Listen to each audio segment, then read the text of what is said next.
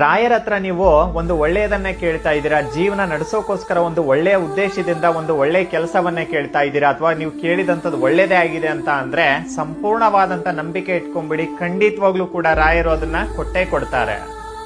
ನೋಡಿ, ರಾಯರು ಯಾರಿಂದಲೂ ಕೂಡ ಸುಮ್ನೆ ಸೇವೆನೋ ಕೂಡ ಪಡ್ಕೊಳ್ಳೋದಿಲ್ಲ, ರಾಯರು ಯಾರ ಋಣದಲ್ಲೂ ಕೂಡ ಇರೋದಿಲ್ಲ. ರಾಯರ ಸೇವೆ ನಮಗೆ ಸಿಗ್ಬೇಕಂದ್ರೆ ಒಂದು, ಅವರ ಅನುಮತಿ ಇರಬೇಕು, ಎರಡನೇದು ನಮ್ಮ ಪಾಪ ಕರ್ಮಗಳು ರಾಯರ ಸೇವೆಯಿಂದನೇ ದೂರ ಆಗುವಂತದ್ದಾಗಿರುತ್ತೆ.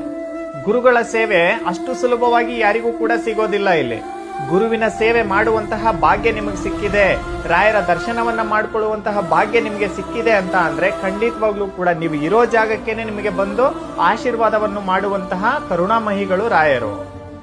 ನೋಡಿ, ಮಂತ್ರಾಲಯ ಪ್ರಭುಗಳು ಇವತ್ತು ಇರೋದಕ್ಕೇನೆ ಕಲಿಯುಗದಲ್ಲಿ ಎಷ್ಟೋ ಕಷ್ಟಗಳಿಂದ ನಾವು ಮುಕ್ತಿ ಪಡಿತಾ ಇದೀವಿ, ಎಲ್ಲೋ ಒಂದು ಕಡೆ ನಗ್ನಗ್ತಾ ಬದುಕ್ತಾ ಇದೀವಿ. ರಾಯರ ಕರುಣೆ ಅಪಾರವಾದದ್ದು.